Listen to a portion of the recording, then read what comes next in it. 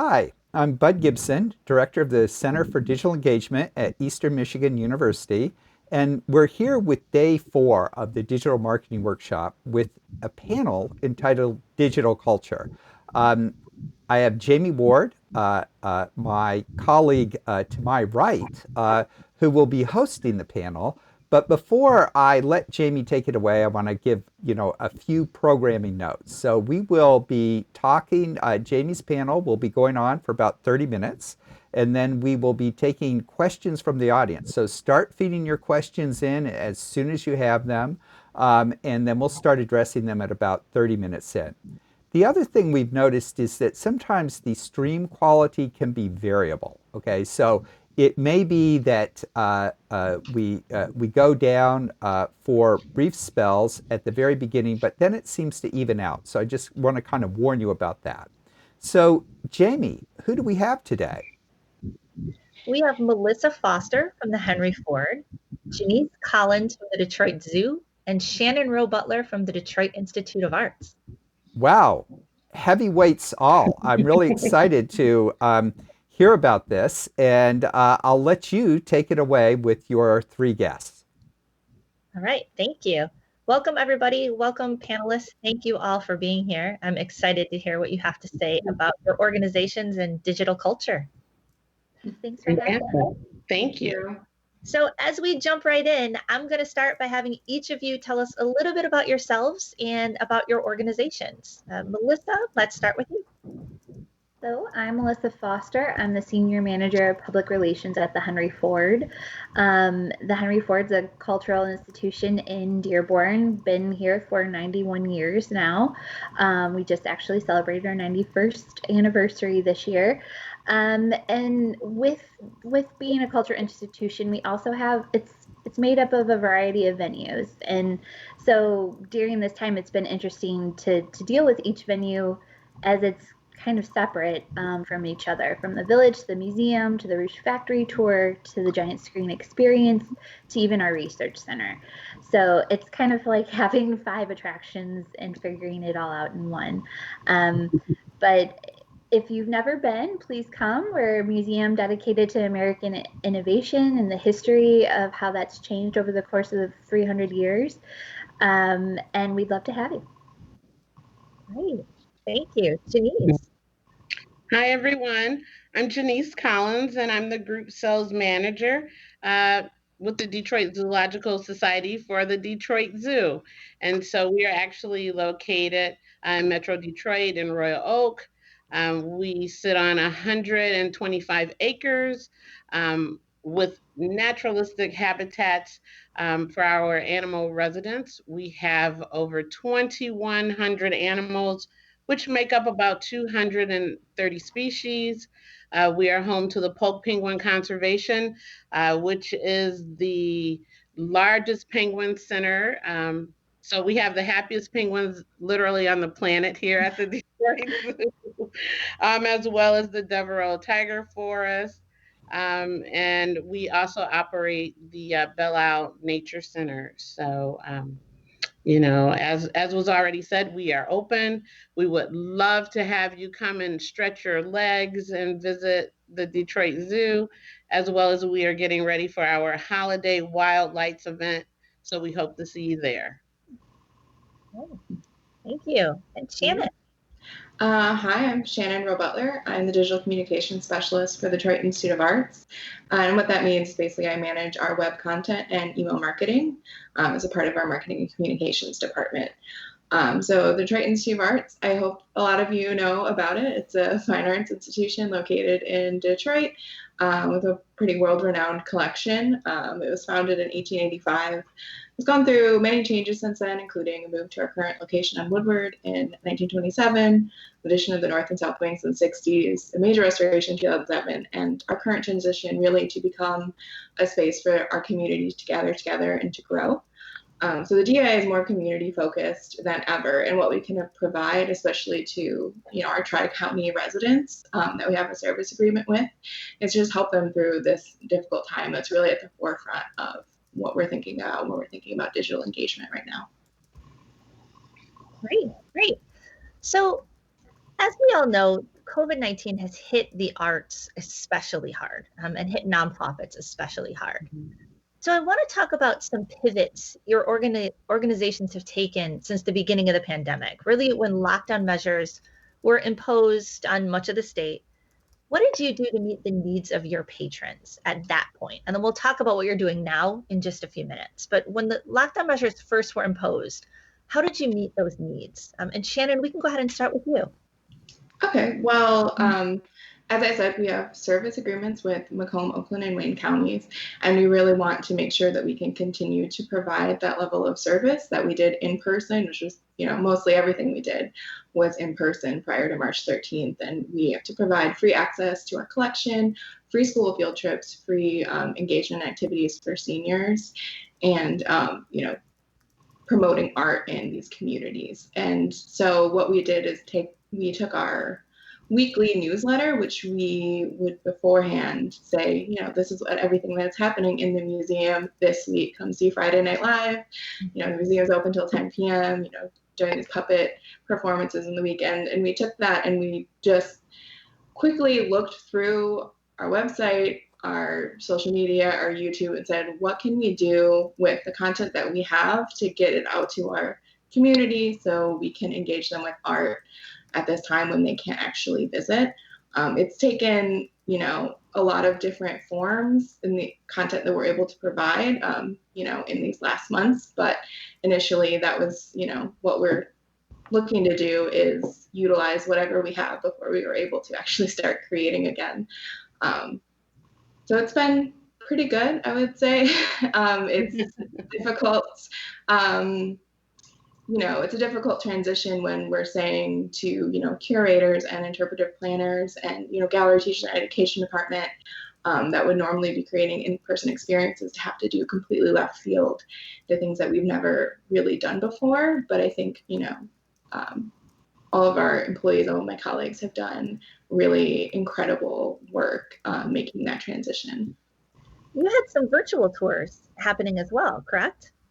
Yeah, we just launched yesterday, actually, virtual school group tours that are taking place Tuesday through Friday. Eventually, in a few weeks, I think we're going to be promoting a museum kit experience, or we can send, not museum objects, but like objects and things like that to the classroom. So hopefully, that'll be good engagement as well. But yeah, so far we've had a lot of good feedback on the tours. I hope they work out well. It's nice to be able to provide that, especially I'm sure teachers are struggling a little bit in the new normal. So.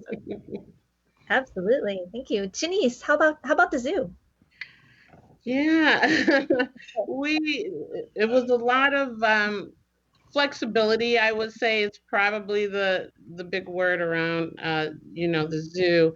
Our main concentration was informing the general public as well as our members what was actually going on at the zoo. We have the added component of our animal residents here, so people weren't only concerned about what was going on at the zoo and when we would open, but they wanted to know and to see how our animal residents were doing. So a lot of social media, as far as e-blast or on Facebook, to let our guests know what was going on with our safety and health guidelines, what we were doing. How not only the animals were, but our staff. I'm sure a lot of people, as well as the zoo, and we had to put a hiring freeze on. We have a large volunteer staff, over 1,000 people, and so we had to make sure that their health and safety was important to us. So a lot of people were asked to stay home until we really knew what was going on and to be safe. Same thing with our staff here. So communication on our website, through social media, post webcams. People wanted to see what was actually going on at the zoo, as well as our education department did a fantastic job with their virtual vitamin Z lessons to help out teachers, as well as just families at home who were quarantining to not go crazy and learn a thing or two what they could do at the zoo once they came back, as well as in their community. So I know my daughter really enjoyed the up close interaction with the animals. so did I. I learned a lot too. So it was really great. They really did rise to the occasion. It was fantastic. They were great. It was a lot of fun. Good to hear that. Melissa, what about the Henry Ford and all of the properties associated? I mean, Yes. So luckily for us, we've been in the works of digitizing all of our artifacts for over a decade now. In fact, we just hit a major milestone this month with digitizing our 100,000th artifact. So along with those digitization of artifacts is a lot of content that we have online. So we really looked at what we had online and how we could bring that to the community. And launched a weekly campaign called We Are Innovation Nation, and every day had a different aspect to it. So Mondays was geared towards more preschool kids, where we looked at books in our collection that we could read to them and have like a story time for those preschoolers for about 15 minutes and just give parents a bit of a break for 15 minutes. We also utilized our Innovation Nation television show on Tuesdays and shared clips from the show that might be helpful for kids or actually, lifelong learners of all ages. Wednesdays, we worked with our curators and did Twitter chats on different topics. And then on Thursdays, we did innovation journey. So utilizing our Innovate curriculum and our Model I framework to kind of discuss the habits and actions of innovators and different stories within our collections. So our learning and engagement team was really busy during this time, looking at our curriculums that we've already created, being able to put them up there for folks to access for free, and working with different areas in our institution, from historical resources to upper management.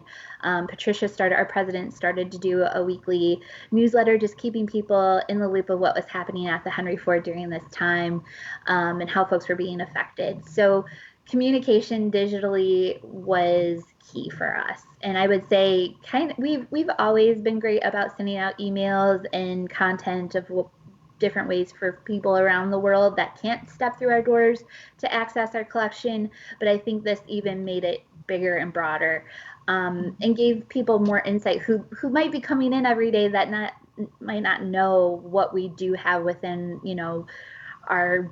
our other archives that they can't access on a daily basis. So utilizing our collection really was key for us. Great. Now that we're back open, but again, certainly still in the midst of a pandemic, what are some of the unique challenges that your organizations faced and how are you overcoming them? And I know some of you had large public events, and I mean, you brought in a lot of people to your organization since we've opened. So let's talk about some of the challenges that were surrounding that. Melissa, if you want to start, we'll just kind of go backwards again. Yeah, and I know separately we've talked about this. Jenise was just mentioning this earlier about capacity. I mean, we are a large institution. We're a large Greenfield Village is, it's huge. It's 250 acres, but we normally see 8,000 to 10,000 people out there on a regular basis for big events, especially our Halloween event that just passed. And we had to look at that and say, okay, how can we bring in people safely? So we reduced our capacity to 2,500 people a day in the village and about 1,500 in the museum. We looked at how we were putting out this huge marble exhibit. Pre-pandemic, we're supposed to open in March. And it was still really important for us to still bring that exhibit to the people. So how could we do that? So we looked at reducing our half-hour capacities for that. Originally, we were going to be bringing in 150 people per half hour. Well, that went down to about 35 when we first opened our doors. And so, which in all sincerity, like it gives people a better experience. Seriously, I mean, I think that's one thing that I can say that's been a positive during this is learning about capacities and what experiences you're getting versus 2,500 versus 8,000, right? So we looked at making sure we were installing clean, like our cleaning teams on site all the time. They have new uniforms, so you can spot them. Making sure folks could see them right away was important to us. Sanitization stations everywhere we could, plexiglass, including in our train. So if you've ridden our train throughout the village, especially now, we put plexiglass in between the seats. So to give people to still be able to give that experience of the train, but make them feel safe as well. Certainly mandating masks throughout, that was important to us. And just letting people know right away before we even opened, sending out a message from our president and sending out our frequently asked questions about things that we knew they were going to be concerned with. So communication of all those safety things is very important before we opened.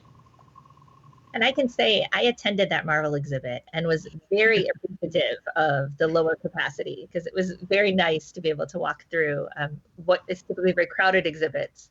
Yes, it's a tiny space for a lot of stuff. But fantastic. It's a fantastic exhibit for those of you who have not yet checked it out. Jenise, let's talk about what's happening at the zoo. I think, Melissa did a great job of saying everything, as far as wearing masks, make sure, that we're following social distancing protocols, as well as hand sanitizing stations throughout the zoo. We also are doing the 30-minute time capacities for our guests to enter in the zoo. We also made sure that we were staying in touch with our colleagues in the industry and to see what other zoos and aquariums we're doing across the nation. I think the pandemic was very interesting in the sense of, typically with what we all do, you can kind of call another institution and say, hey, what are you doing? Or what do you think? But at this point, everyone was kind of in the same situation where we said, what do we do? Who do we look to? So it was really important for us to stay in communication with those partners, with our zookeepers here at the zoo, to make sure that we were taking really good care of our animal residents, because as the world was trying to figure out what was going on, we had to be concerned with what was going on with the animals here. As well as to stay, in communication with our members and guests. So we had like the weekly, sometimes it felt like daily communication, with what was going on. But we definitely had to make sure that we put health and safety at the forefront of everything that we were doing. Great. Shannon. Hi. Yeah, so I think, at least for me as a digital communication specialist in a marketing and communications department, I think something that we're struggling with now is relaying all the new safety protocols and procedures to our audience. Visitors, they're used to just showing up and, walking up the front steps of Woodward. And right now we're only having one entrance of 3 entrances open. We're asking that patrons please reserve their ticket or time space online so we can control, how many people we're having per half hour, as everyone else said, to make sure that we, can complete the right safety protocols and have the right amount of staff and everything like that. And just for being an institution that's been open so long and has been, as I said, trying to move to that town hall sort of feel where people, just show up and gather, to switch our messaging so completely has been a little bit of a struggle that we've noticed. And, it's just, and most people are keeping their masks on and doing all of that things. It's just making sure that once, they get to the door, they have their ticket and they get to the right door and they park in the right spot. We do a weekly, survey of people that have visited, and it's really surprises me how many people say like, oh, I'm so sad that the underground parking is closed. Well, it's been closed for about 20 years, so Just things like that. We have to, make sure our patrons can, enjoy their stay all throughout. No one wants to show up and then be told like, oh, so you have to go and wait for a half hour until you get your spot. So I suggest if anyone wants to come see the opening day of the Detroit Style Car Design Motor City exhibition opening on Sunday, that they reserve a space online, for ease, and park in our parking lot on John R.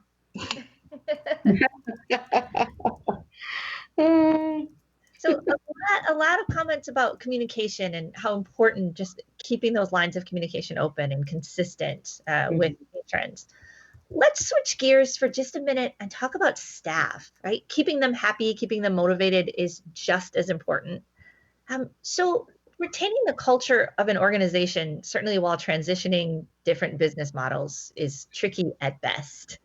Can you talk a little bit about some strategies that were used to motivate staff or maintain company culture while everyone was at home? And I'll throw that out to any of you if anyone wants to jump in. Just since we already have established this back and forth, I'll just start talking.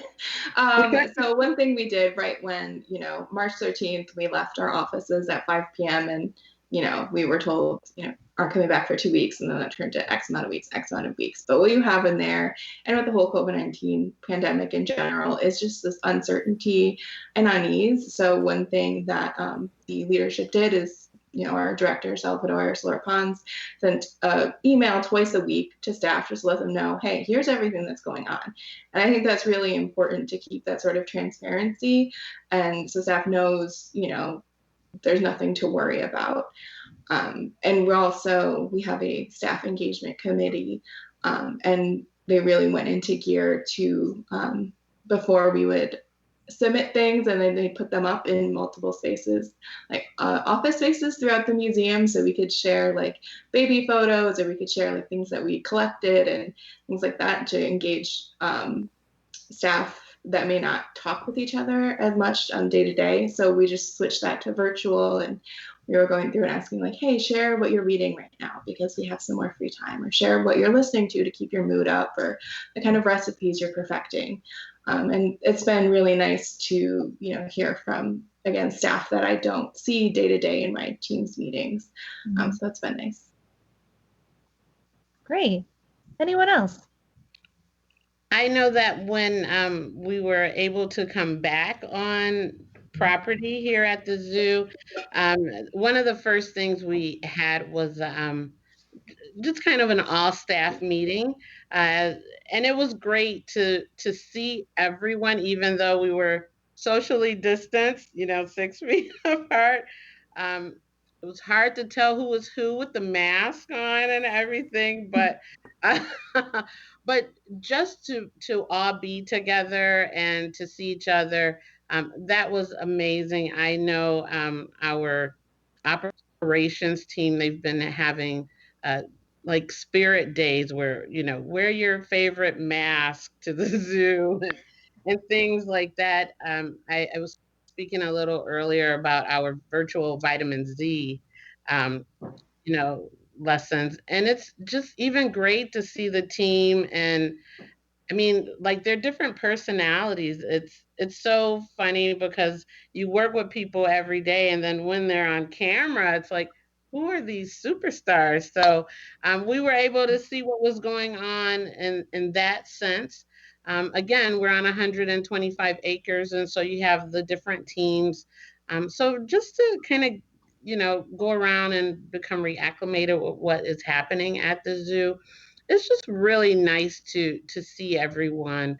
And Zoom has been amazing. I think in the beginning we did a lot of these meetings by phone, and then once Zoom happened, it was so emotional. I can see you. So yay. And Skype and other platforms like that made it where you could actually see people. So to incorporate the virtual aspect of it was just truly awesome.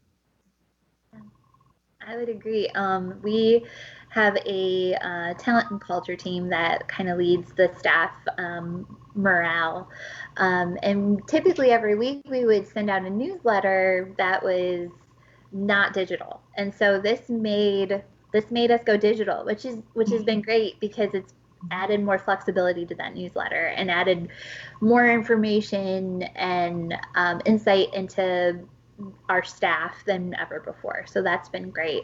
Another thing we did, we have a lot of clubs at the Henry Ford. We're like a small town. I mean, there before pre-pandemic, there's 1,500 people on staff. So it's a small town, and we made sure once we started going virtual with all of our meetings and everything, a lot of those clubs continued virtually too. So including a Zumba at 5 o'clock every day, every Monday and Wednesday for staff, and I know a lot of happy hours. So that's been nice too. Just being able to talk to each other in a little bit more relaxed setting, and just get some insight on what's going on in other departments and how everyone's dealing with this personally has been great. Right. What about donors?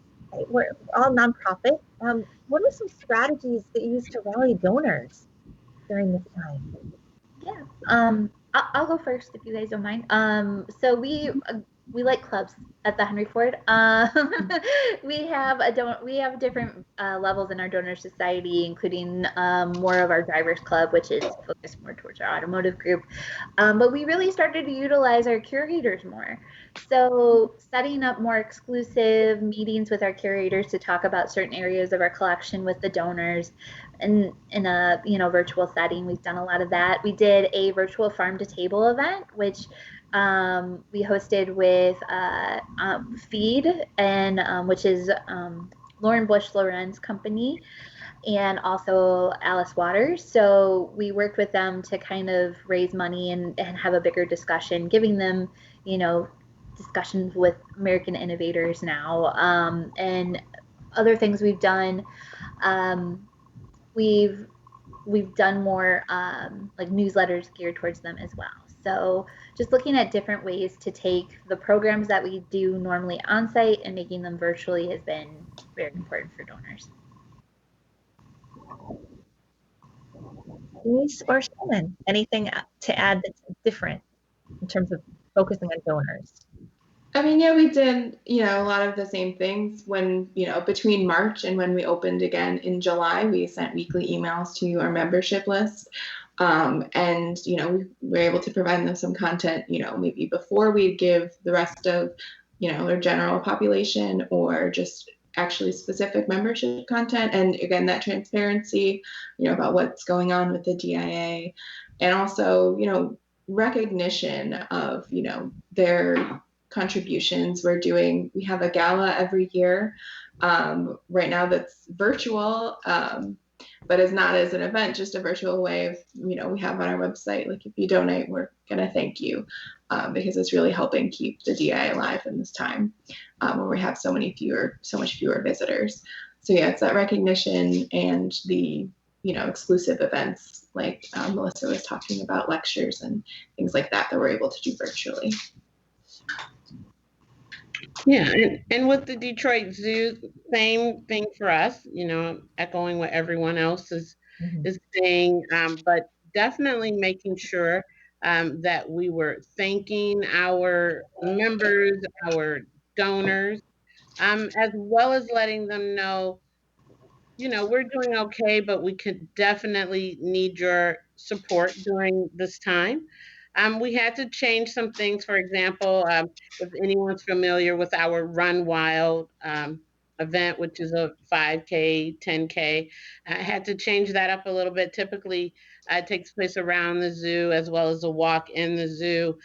So we kind of followed the model of the virtual run or walk, where we still did that. You got a T-shirt. If you guys could really see in my office, there are a bunch of T-shirts and medals. But we encouraged participants to do the walk in their own neighborhoods on their own. And then we did like a drive-through where you came to the zoo and picked up your medal senior teacher. So that was really fun, and it was great how so many people, it opened that event up because you didn't have to be in a certain place at a certain time. You could do it on your own, as well as we had to reimagine our sunset at the zoo fundraiser, which became a sunset, for the zoo at home, which was great. Where our general director talked about the zoo, you got to see some of the things that our zookeepers have done, talked about research, our sustainability efforts, and again, just communicating uh, weekly newsletters to let people know, what was going on. Great. I'm hearing these ideas of communication and transparency, right? Creativity, just truly reimagining what things initially look like and Mhm. just kind of shaping them for new audiences and finding ways to reach those audiences.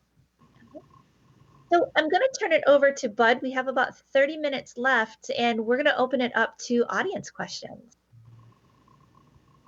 Okay, great. And just really quickly, all right, good. I've got everybody on the screen now. And I wanted to bring up one remark that came right at the beginning, and that's by Melinda Stewart. Don't know if she's known to any of you, but she really noticed the tiger in your background there, Jenise. And so I wanted to make sure that we got that one in there.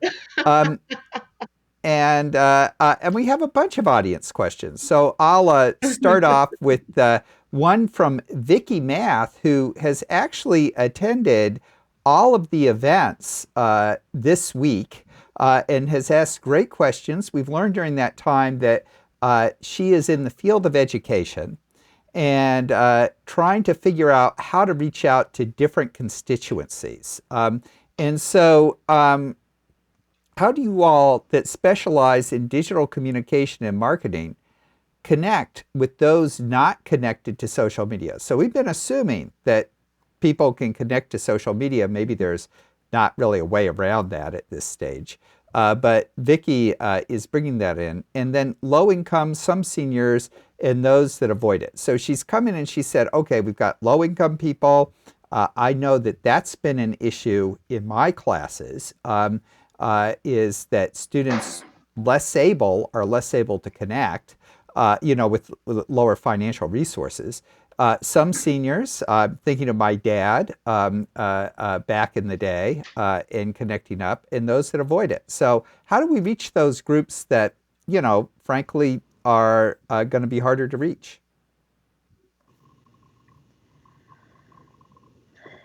One thing we did back when the museum was closed, we partnered with Forgotten Harvest, and they utilized our parking lot to help as a place to hand out boxes of food. And within those boxes, for many weeks, I can't remember exactly how long the program went on for, but we provided art making, learning activities, and like crosswords and things like that in the boxes.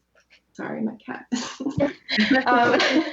As a way to try to engage those commuters that that may or may not have access to what we're doing digitally, and utilize some of our print resources that aren't being used much right now during the pandemic as well. And we all really enjoyed being able to be a part of that organization and provide some content that helps students learn and engage with art.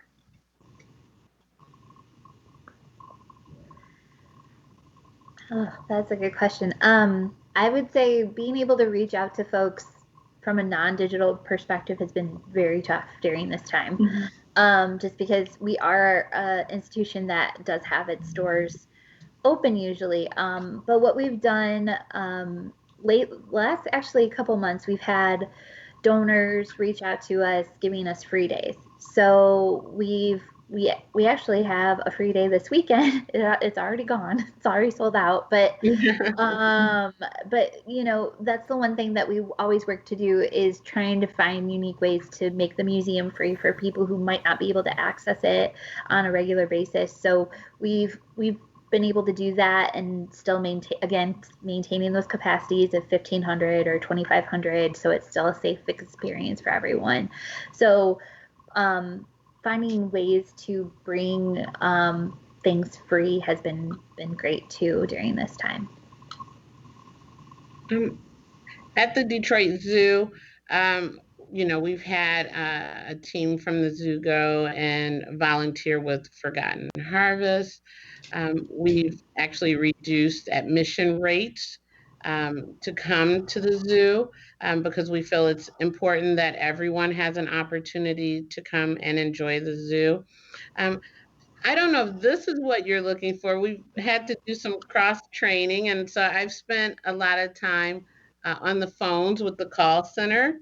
And I've actually had a chance to speak to so many of our senior citizen community, which, as we were saying before, they might not be tuned into Facebook or, Instagram, but just kind of talking to them and letting them know what is going on here and answering their questions, and even trying to help them through social media. A lot of people are trying to figure it out with the help of their grandkids or extended family. And so the good old fashioned telephone has really been great. We are still mailing information, which seems to resonate with an older crowd, but always trying to look for ways to communicate with that audience as well. It's been a challenge, but you know, I'm writing down the ideas that everyone else is saying because we always want to be at the forefront and try to reach out. So. Okay, well, great. And, we've just had this little firestorm of questions, and there are three related questions. So I'm going to throw them up here in quick succession and then give you a chance to answer. So Gabby Giannuzzi-Paul, who actually works for the Center for Digital Engagement right now, asks, are there any of your new strategies that you think may stick around after the pandemic? Lori Golden, also a friend of the broadcast over the past several days, comes in and says, well, that's a great question, Gabby. And then last but not least, we have our College of Business colleague, Judy Foster Davis. Are there any strategies that you have used during the pandemic that you would like to see continue in the future? For example, there is value in recorded video for those who are not able to attend in-person events once they resume. So it all comes around to, okay, you've had to change things quite a bit here. What do you think is going to stick around? How is that going to evolve? We're asking you to look into your crystal balls. So I'll let you guys have at it. I'm happy to answer this. I think our virtual learning opportunities, whatever happens when we get back to whatever the new normal is, I think the virtual learning opportunities will stick with us. It has truly opened the zoo up to not only new audiences, but just audiences that are so out of this world, like out of the country, and it's amazing. And it's like our webcams, people are really saying, well, I had an email the other day where someone says, your webcam is down, we look at it at work and we were concerned. So people truly are watching. So I think that we will continue with the virtual learning opportunities like the Anna Minutes, where in a minute they tell you what's going on with the animals here.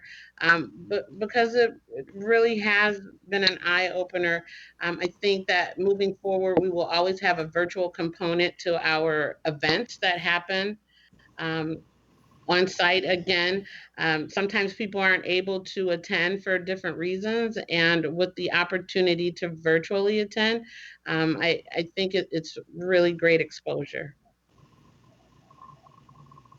Yeah, I would agree with that. Prior to this, we had made a bigger investment in education, and it was a little further down the road. But because of it, we've definitely brought that timeline up, trying to get more free content to educators, trying to find new ways for people to access things for free from our website. That's been very important to us, and I think that will stick around. I would also say, similar to what Jenise said, was making more things more virtual. So we do an event every year called the Invention Convention. We host the national award ceremony on site. Well, because of that, we couldn't do that this year.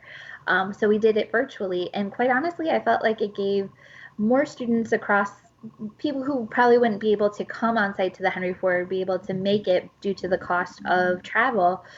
These kids were able to participate in it from their couch. So that I think we'll continue to do as well, finding ways to reach more people around the world and do things more virtually is very important.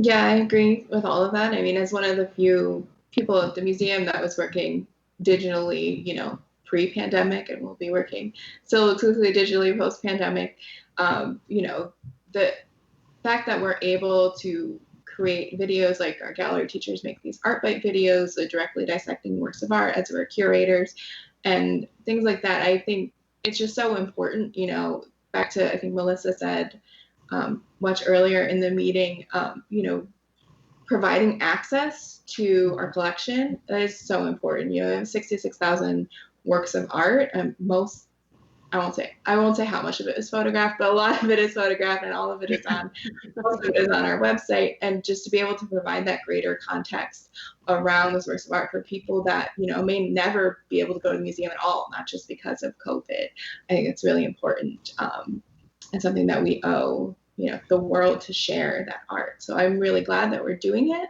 and I hope that we continue to do so. I mean, we've invested quite a bit in creating these materials, so it makes sense that we would. Okay, great. Well, let me, I've got a comment queued up, but I just saw we have another. Okay, so I'm kind of seeing what we've got coming in here. And we have this whole stream of questions coming from current students wondering how to get into the field. And we should point out that, Jamie, you've got a conference coming up, the Student Development Conference.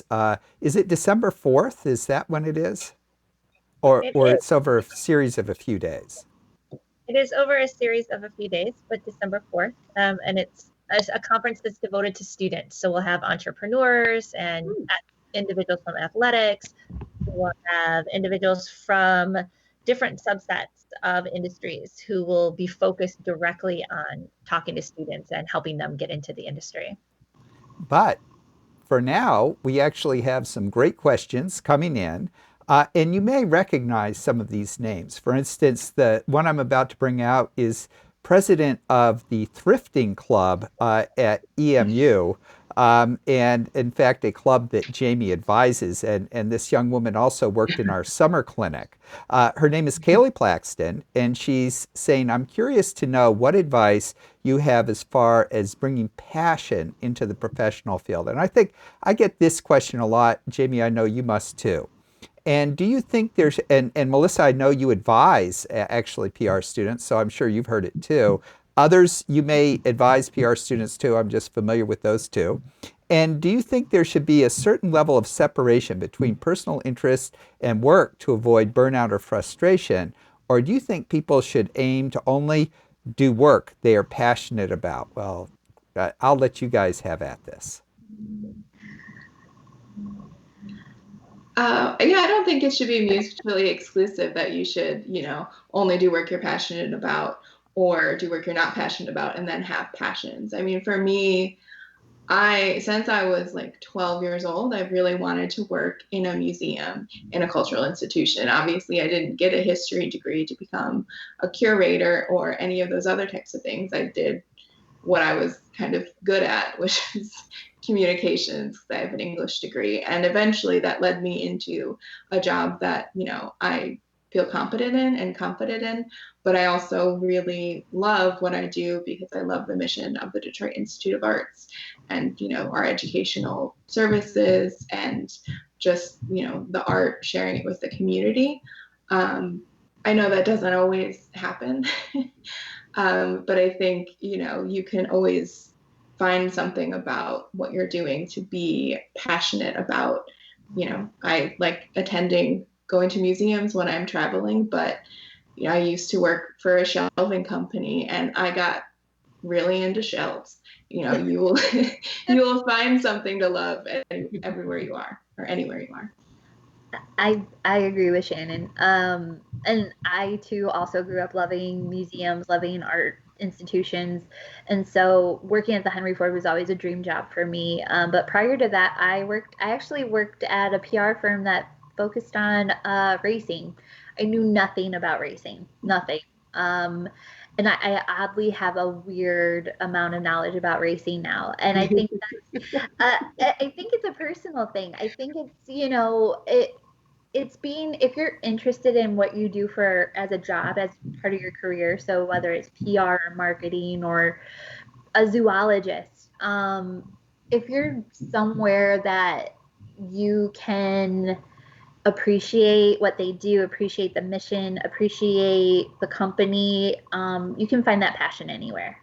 So it doesn't have to be an art gallery. It could be a shelving company or an agency that specializes in racing public relations. So I think as long as you make, as long as you're doing something that you can find some fun in, it's not going to be every day. I mean, I work at a place I'm passionate about. Not every day is the best day of the year.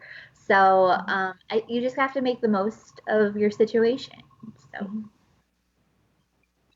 I mean, I would echo everything that they're saying.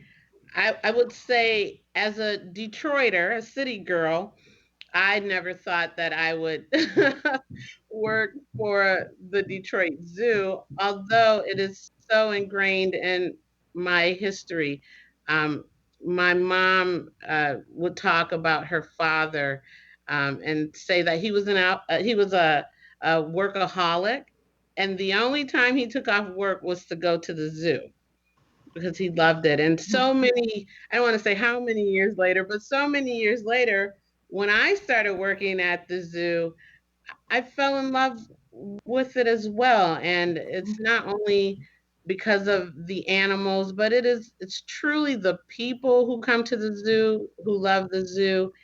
And I've learned so much about animals, about our sustainability efforts, how it's important that we as people all work together to make sure the planet is a wonderful place, as well as the fact that, I mean, people are experiencing the zoo for the first time. How can you not fall in love with that? We are creating experiences here, and so it's so easy to fall in love with that. So you should definitely do something you're passionate about, but don't push those opportunities aside, that could be really great because you say, I'm not interested in it right now. So keep an open mind. You never know what's going to happen.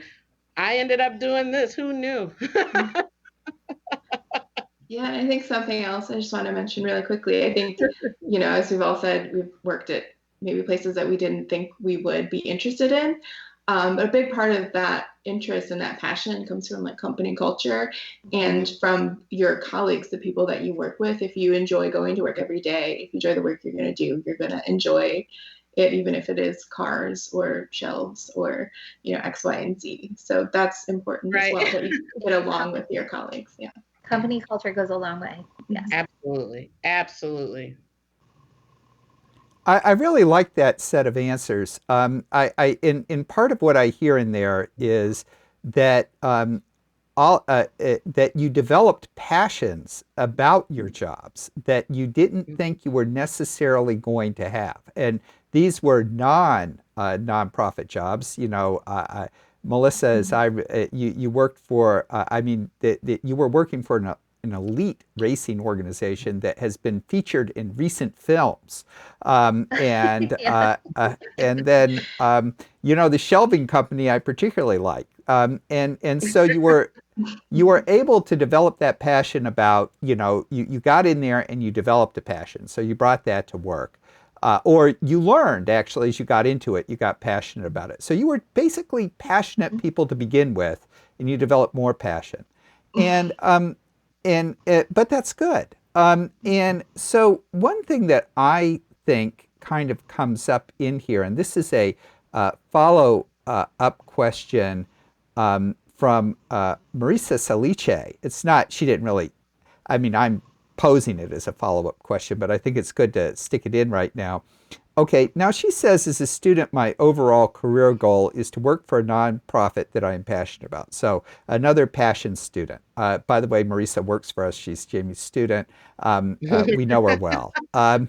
And now, here's what I think is critical, because I think there's another side to your story about developing your skills and professional toolkits. So, any advice on how I can set myself up for success to eventually work in nonprofit PR? So, and that's where I see the entryway for, well, what are skill sets I could develop?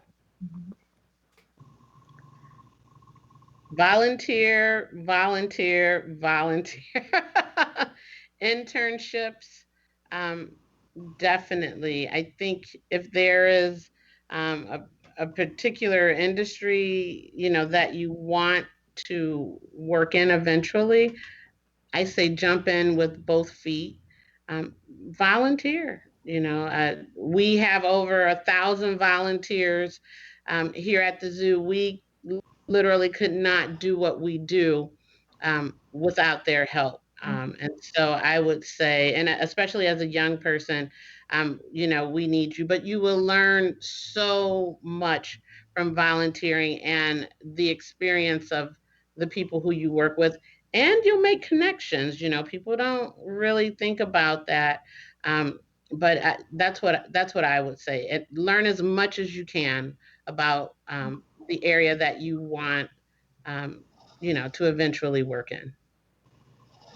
Yeah, I would agree with that. There's so many times that people who've been presenters or who've worked out in Greenfield Village that are doing it while they're going through college, they they then come back once they have their degree, and when there's a job that's open, they apply for it. And because they've already, know the company, I would say knowing the company very well, that from a nonprofit perspective, and going for it, going for a job within that nonprofit is also super helpful, because at least at the Henry Ford, like I've said before, we're like a small community, we're like a small town. So being able to teach somebody about the Henry Ford can be really challenging, especially when you work in a nonprofit and you aren't given a ton of time, because you're usually the only person on your in the company doing your job. I know Jenise and Shannon can agree with that. But you don't always have the time to teach new people the ins and outs. So volunteering and learning about the company and showing that you care to these nonprofits goes a long way. Yeah, definitely. I mean, there's a history of, employees at the DIA who started as, ushers, or who started as interns and have been there for a long time. But as someone who, I graduated from college in 2014, so I want to make sure all the students listening, you should get a paid internship. You deserve it.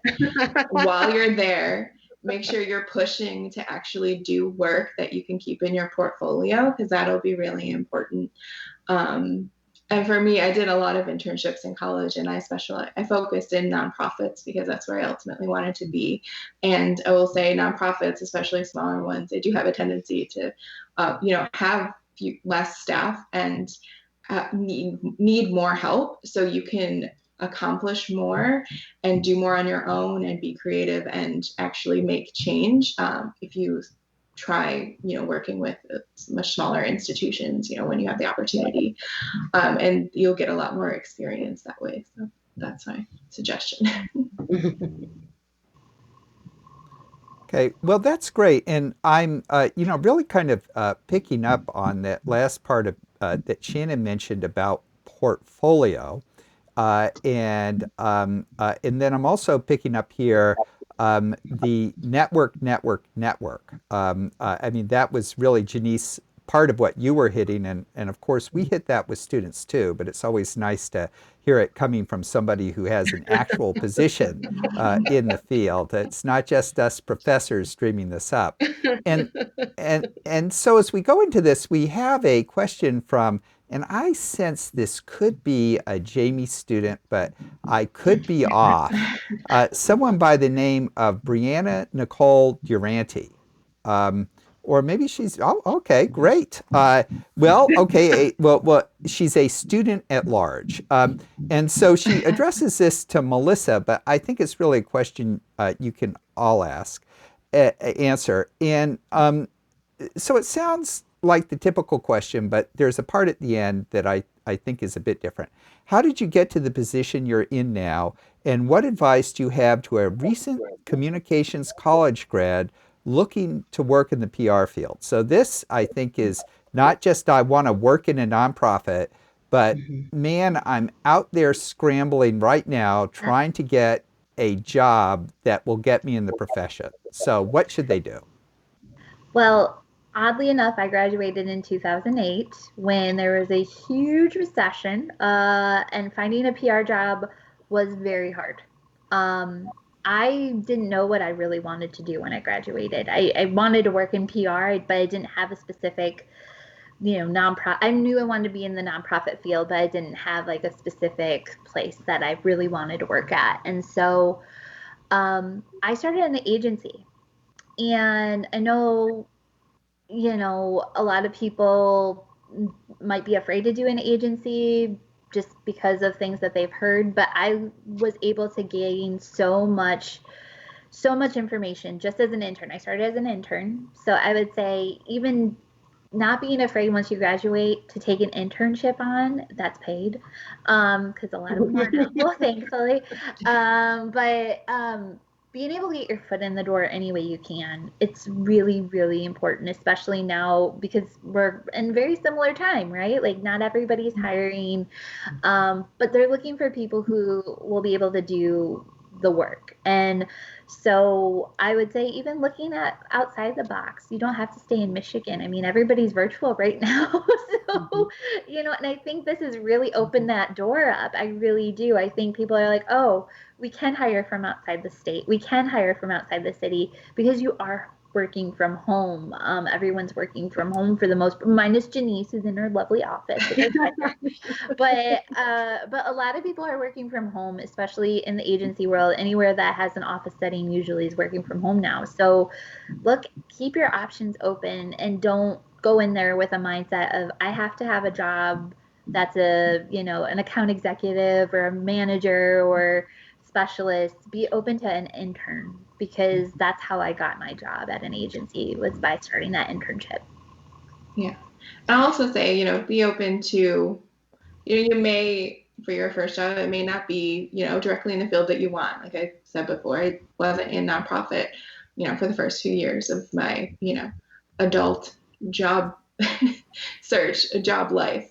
But I don't think there's something magical that happens, your first 2 or 3 years post college that you'll only get at a nonprofit, that you can only then go into another nonprofit. I think is, take whatever opportunities that you think are good for you and are available, and, you'll gain that experience and that work, and it'll put you, ahead, and it'll put you into the space of getting that job you ultimately want. I don't think don't worry too much about going straight into a nonprofit. If that's what you want to do, that those skills are transferable, especially in the first, few years of your career.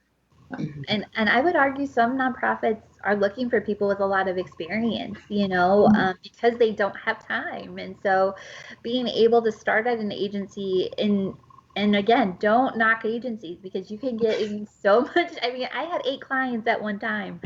That's that's a lot of multitasking. That's a lot of different experience all in one place. So, being able to and you can transfer that experience anywhere.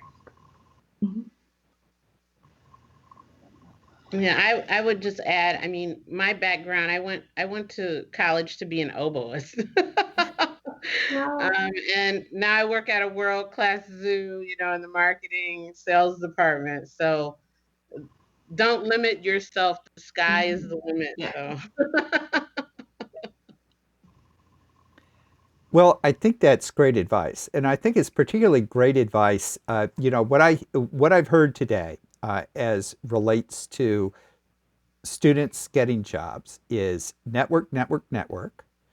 Um, get experience, and I think Melissa, your point is that often nonprofits are looking for people with experience because do they really have time to train? I mean, you're sort of like the sorcerer's apprentice in some sense when you're working. Yeah. You're having to keep all yeah. these plates up in the air and not let them fall down.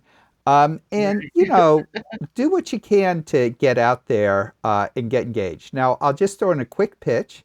Our digital summer clinic is one of those opportunities for you to get experience. Jamie Ward is a mentor, and Melissa actually came on and gave a talk in it last summer. And of course, we're always looking for people from the field. So hopefully, Jenise and Shannon will have a chance to work you guys in at some point. Absolutely.